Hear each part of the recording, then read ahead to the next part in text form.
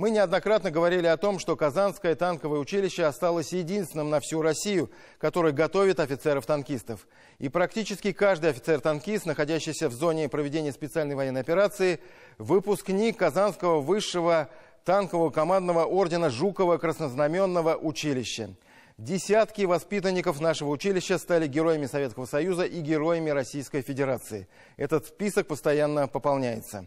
И многие продолжают служить в зоне СВО.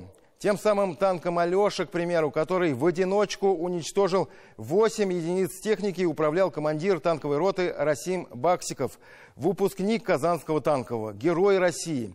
Или уроженец Дагестана, командир танкового взвода Руслан Курбанов, удостоен звания Героя Российской Федерации за то, что под огнем противника спас экипаж подбитого танка из своего подразделения вместе с боевой машиной и продолжил выполнение задачи. Под его командованием служили ребята, как в песне поется, из земли дальневосточной, куда Руслан был распределен после окончания училища и оттуда отправился в зону проведения специальной военной операции. «Хотим стать, как наш командир», практически хором заявили нам воспитанники Руслана Курбанова, которые теперь по совету и рекомендации командира курсанты первого курса Казанского танкового училища. Им от 20 до 22 лет. И у них за плечами десятки боевых операций в зоне СВО. 3 танкиста, 3 веселых друга, экипаж машины боевой. Почти про них песня и наша следующая история.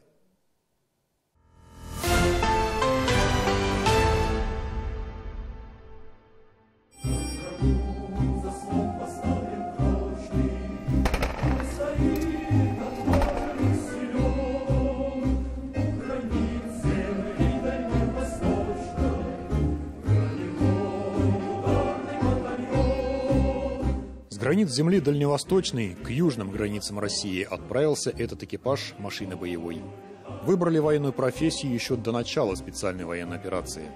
11 класс закончил. Я хотел поступить в высшую школу полиции. Но не повезло, не получилось. Пошел в армию на срочную службу, где в дальнейшем подписал контракт. Подписал контракт, началась военная специальная операция. Отказываться не думал. Я также закончил 11 классов, только я хотел поступать в город Благовещенск, дальневосточное высшее общинское командование. Вот туда я поступил, очистился, там уже призыв в армию.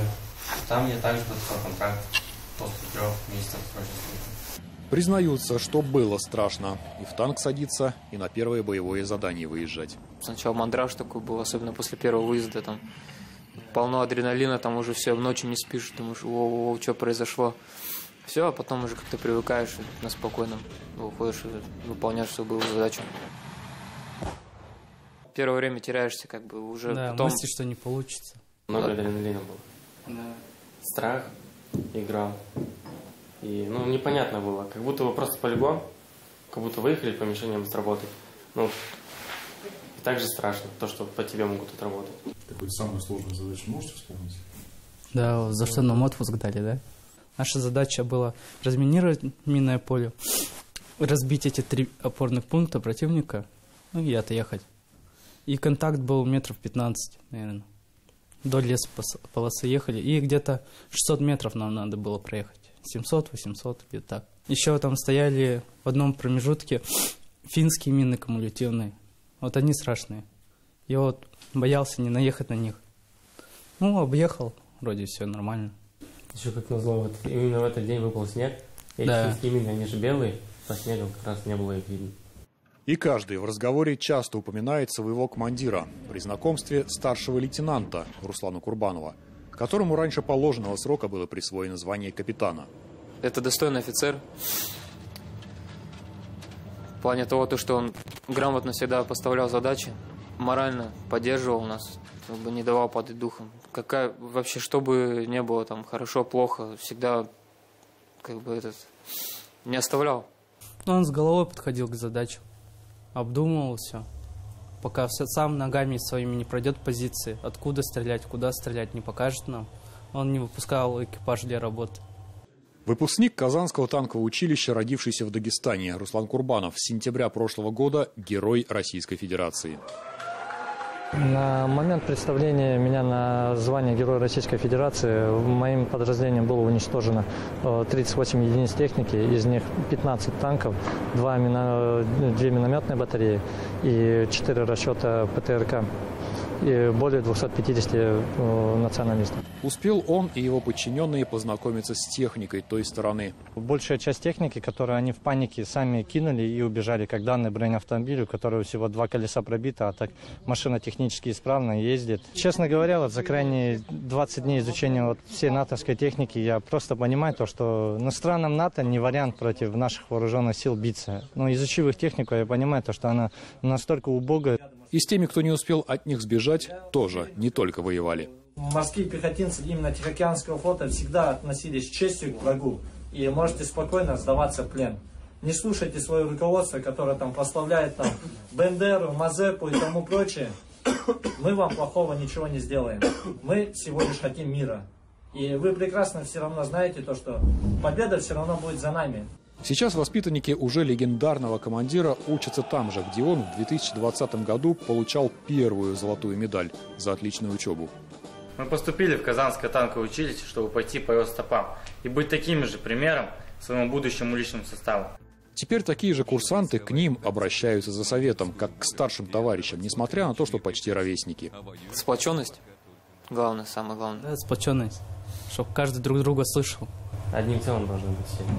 Танк это же одна машина, значит экипаж должен быть как одно целое, как одна. Да, машина. как один мозг. Когда с Курбановым познакомились, вот тогда узнали, что есть такое училище, одно из самых лучших в стране. Вот загорелись идеи, вот. Появилась возможность поступить сюда. Мы, конечно же, и воспользовались. По местам!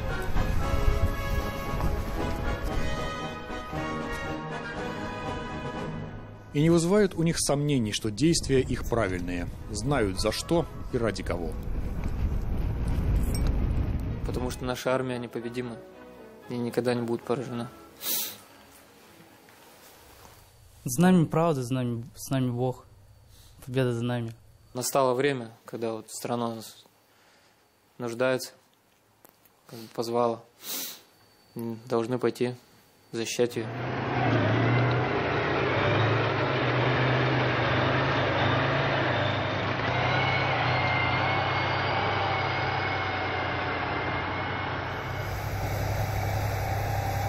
Все родные родственники, родители, братья, сестры, друзья. Они как бы все, как ангел-хранитель, за спиной также. Они как будто оборону держат, тебя защищают. Сразу боевой дух поднимается, и охота вернуться точно целым, живым, здоровым и задавить противника. Должны показывать пример молодому поколению, чтобы вырабатывать уже с малых лет патриотизм к своей стране.